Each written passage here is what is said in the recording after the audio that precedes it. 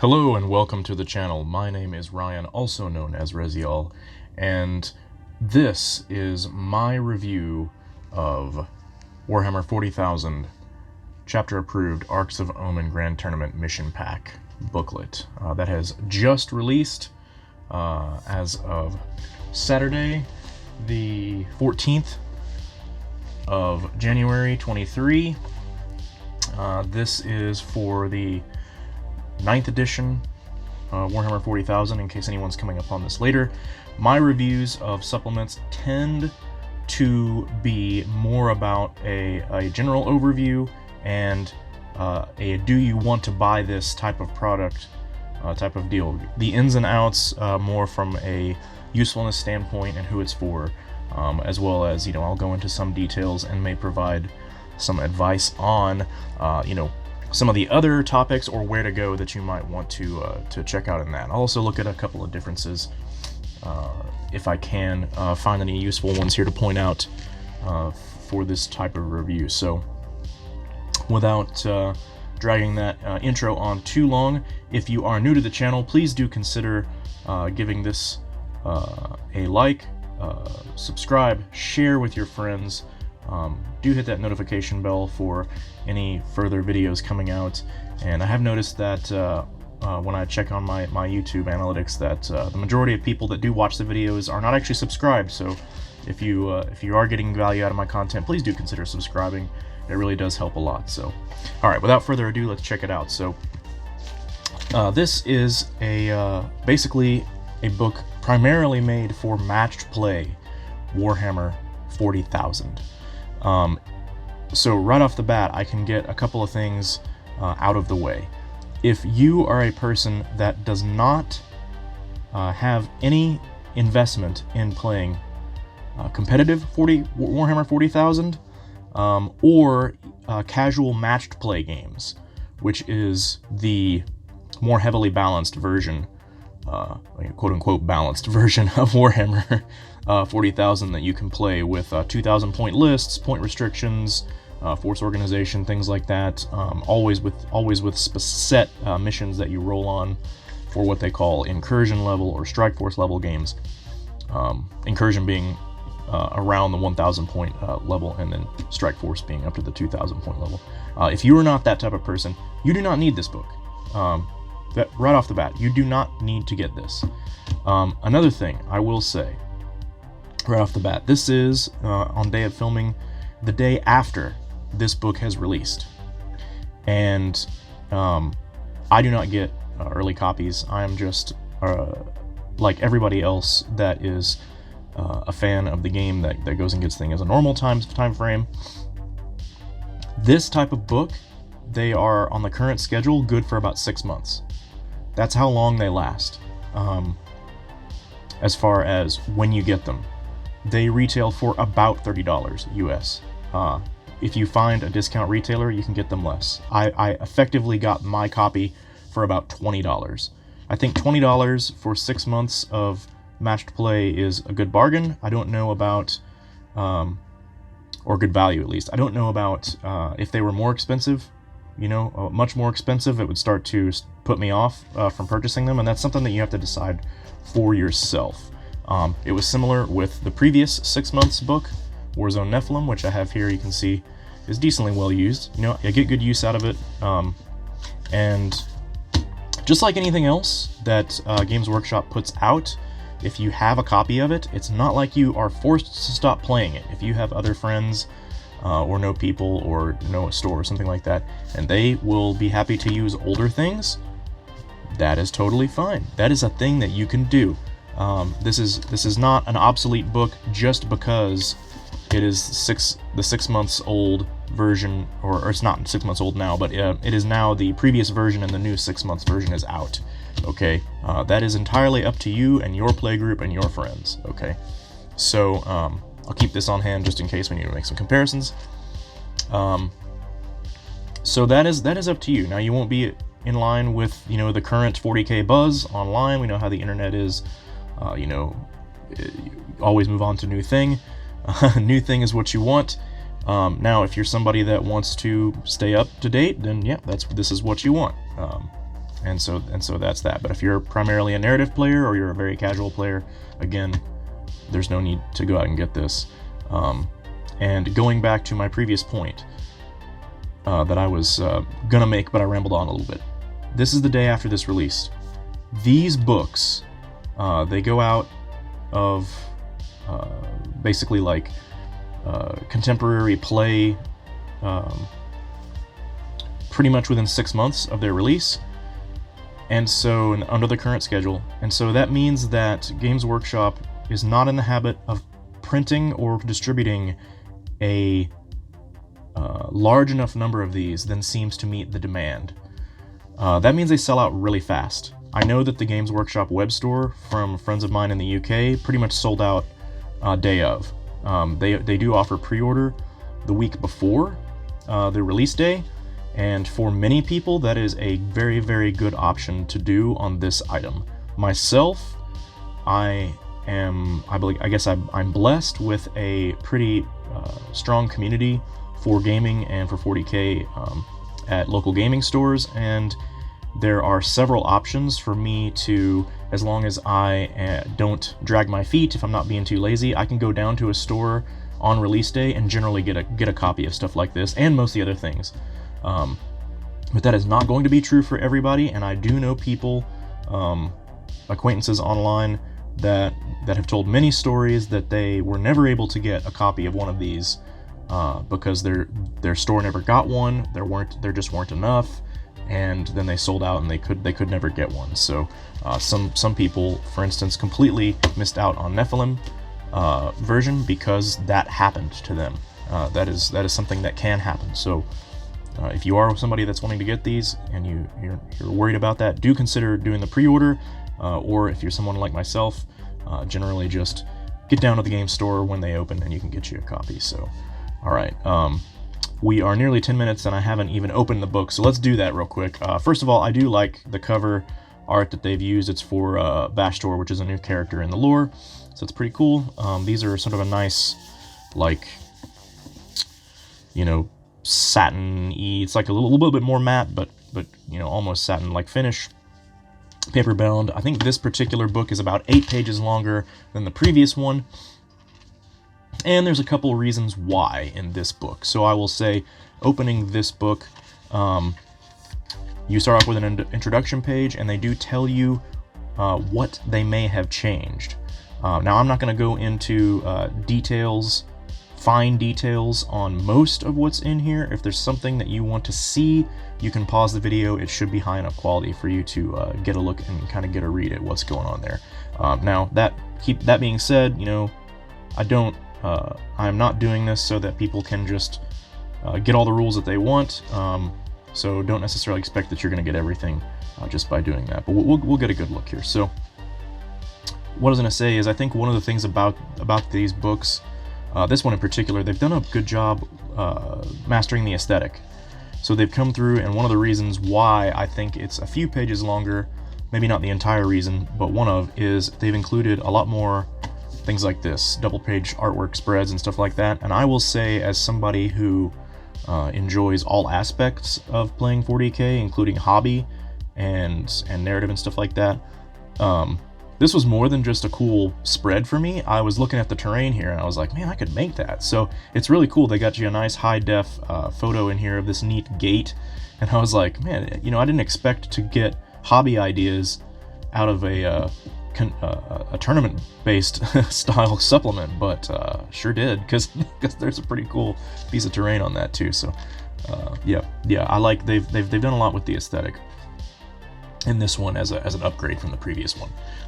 So that is a bonus. Now, there's been a couple of changes to Arks of Omen season here as opposed to Nephilim. One of the largest ones was they changed the detachment. This is on a Warhammer community article. I do recommend actually checking that out, or checking out some other content creators that are more directly talking about how this is done. I'm not going to really go over the nuts and bolts of this. It is different. It talks about starting on 0 CP, but honestly, if you are mustering your army and using this, you start at 6 CP base. Everybody kind of does. So that's one thing to keep in mind. There was a misprint in this book on the very first page. They do address it on Warhammer Community as a mistake, so it is 6 CP. They did add an extra stratagem to the beginning of this, where you can take a second restricted HQ. So if it's like if you're taking a captain or a Tau commander or something like that, you can pay this and get one extra, even though they normally say that you can't. So that's one of the things here. They did add something called Battle Brothers. This is also detailed on a bit on Warhammer Community, and you can find this somewhere else. It is a very limited ally structure. This is one of the things I don't like in the book as far as a change, but that's more about kind of the changes for Arks of Omen. It's not so much, you know, is the book good or bad. I will say overall the book, just to sort of spoil the end of the video a bit, is I would say the book is good, especially like if you're getting it at a little bit of a discount. It's definitely worth it. They have gone through, they haven't really changed much on the missions that I'm aware of. They all seem to be pretty close. I'm not aware of it. If there is any, again, I would probably refer you to one of the more competitive channels currently for breakdowns of those missions if they decide to make any like that. Otherwise, there's really not a big difference. I mean, you still have your incursion and strike force. You still have most of these same points that were similar to the previous season. One of the things, though, is they have changed secondaries some, and we'll get into that here shortly. And so, again, they started this, I'm not sure if they started it in this format in Nephilim, but it looked kind of like this, and again, this format in Ark of Omen is quite good for the secondaries, where you actually get the equivalent faction secondaries for the category right next to them, and then these are your basic ones. They do, if you don't choose some, they have a default set of 3 in here, but you can go through and choose these. You can get 1 from each category, and you choose 3. So you have those here. You have Warpcraft, Battlefield Supremacy, and you have Shadow Operations. Alright, and there have been some changes to a few of these. Again, I'm not going to go through and start giving you advice on what's better to take for which army. That's not what this video is, but that's definitely something you can find out. Again, cool art they're going through. They have changed, again, some of the Imperial for Adeptus Astartes deals. One of the big changes is because you have the 3 Astartes secondaries, they have not kept all of the faction secondaries. So now if you have a Space Marine chapter, which is a lot of the players, and you're wanting to play them, you only have 1 Space Marine chapter specific secondary for each, right? So you have Templars, Blood Angels, Dark Angels, Death Watch, Fists, Iron Hands, Raven Guard, Salamanders. Let's see here. We got the rest. Now, something like this, I do kind of. I'm like, I feel like some of the layout is wasted. So if that's a thing that you know, bothers you a bit, again, it's only about 8 pages different from the previous. I don't think they're really padding out the pages for cost, but not egregiously anyway. And so, just going through into Mechanicus. Now, when you get off of Space Marines, they have often 3 faction secondaries. So Space Marines do get a little bit more because they have a core Space Marine group of secondaries, but each faction at least has 3 that are faction secondaries. Now we've separated. Now this is actually the Vashtor cover art, which is really, really nice. It's a great double-page spread. Go on to Chaos.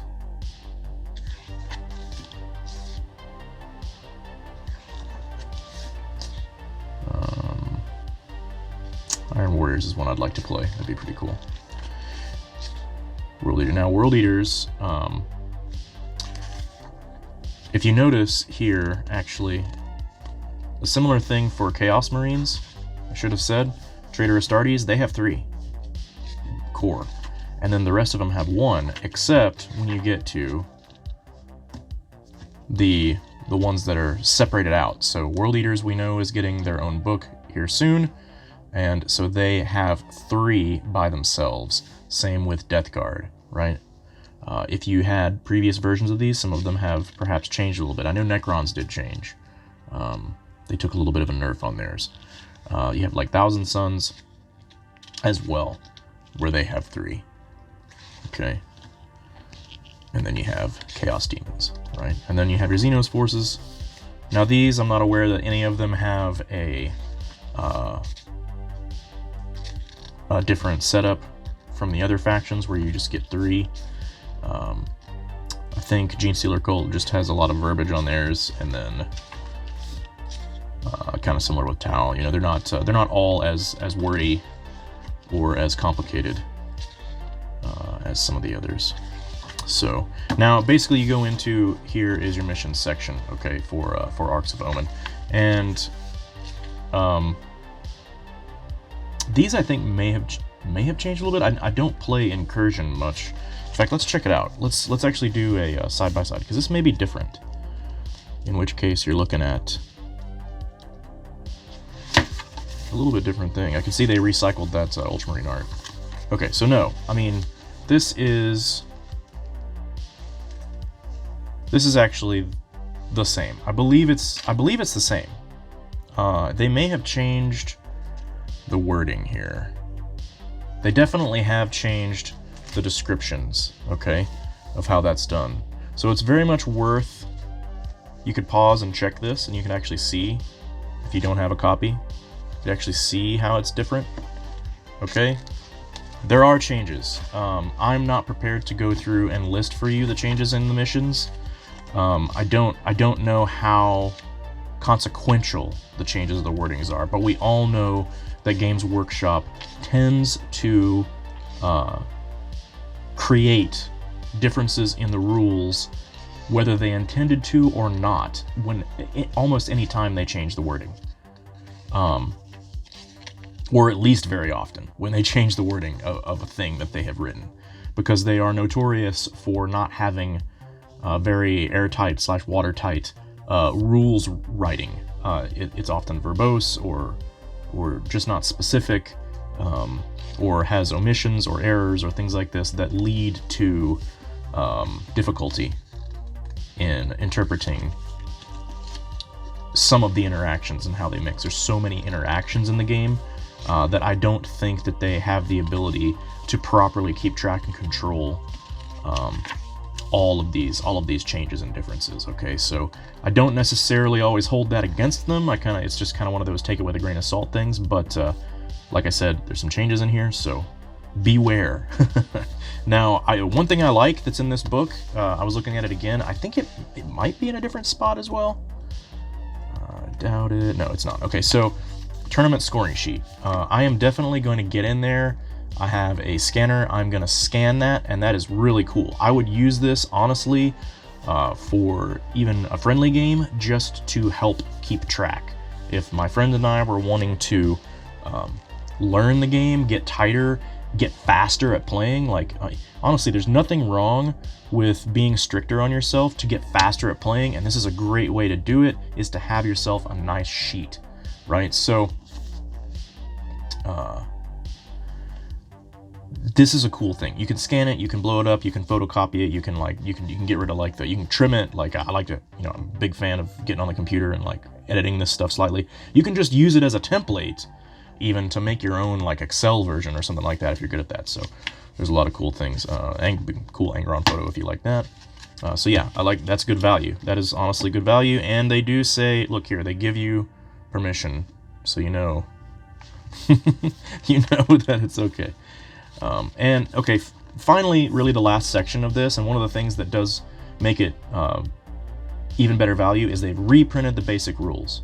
Okay, and this was in the previous book, but it is once again in this book, and that is awesome. You do not have to carry a big main rule book when you go places. You can carry this and reference the basic rules, okay, you get all of that. I'm not going to spend a ton of time slowly turning these in case you're wanting to look at anything, because this is all in here. It is your basic core book, but look, it's also somewhat updated as well, because they're not going to reprint anything in here that they had to change in one of their core rules erratas or something like that. They're going to have that updated. To my knowledge, I'm not aware of any instance where they're not going to. So that is one way that you can do it. If you are a player that maybe doesn't want to use everything in this for match play, but you want just a friendlier to carry copy of the core rules, then that could be useful. It doesn't give you any of the other game modes and how to use those, but it does give you the basic rules. It does give you the phases. It gives you the basic stratagems. It gives you reserves. It gives you terrain and terrain traits and features. For Games Workshop's version of this, there are other versions out there for other gaming communities and stuff like this. And then it gives you some rare interactions, okay? So, that is cool. Alright. And you get a rules term glossary, and honestly, I love that chaos, that red Corsair art. That's one of my favorites. It looks a lot, has elements of the Emperor's Champion in there. I like it. So, yeah, I mean, that is that. By the way, I have already used my code, so if you were thinking that you were gonna get a sneak peek at my code, that you could load it into your Warhammer app, too bad, so sad.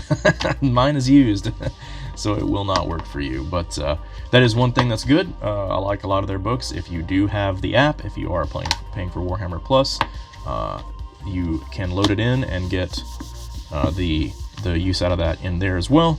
I have not checked it myself. I don't know how well that is updated, but that is something that they've included in a lot of the books, and I think is added value and good. So, bottom line, is it a good book? Is it worth purchasing? Especially if you can get it at any form of discount, 100%. 100%, it's a great book. You need these to be up to date on the rules when you go out to the game store or to any level of event to play, unless that event purposefully tells you that they are not using this rule set. From this point, effectively, there's some tournaments that still haven't adopted this, but very soon from this point, for the next 6 months, this is your competitive rule set. Okay, this is the rubric by which games are formatted, at least as far as the rules are concerned. There are tournament differences for terrain and stuff like that, and missions, but as far as chapter approved, if you're going to go to a Games Workshop event, if you're going to go to a US Open, things like that, a lot of events, they'll be using this. And if you're going to go to local stores, they'll be using this. So do you want to buy it? Like I said, in those cases I mentioned, absolutely yes. And what I would say for those of you that maybe have been on the fence, they're a little bit slow to pick it up, keep in mind what I said at the beginning of the video. Next time it comes around, we do not know for sure yet if there will be one of these in this coming summer, based on rumors about another edition that may happen. If that does not happen, then you could probably bet that this will be another release again. And even if an edition does drop, there is a possibility that they would still release one of these. I just don't know what format it would take. A key thing to note in here, I haven't talked about unit points, and I also haven't talked about a few of the army-specific rules and interactions that happen in the game. Those are given out as a free download from Warhammer Community website. That is the quarterly balance data slate that gives the sort of balancing tweaks to specific armies, and also the Munitorum Field Manual that updates the points for playing those armies. I believe there's also a version that will update power level if necessary, but most of the time I'm looking at the points. So that's where you would find those.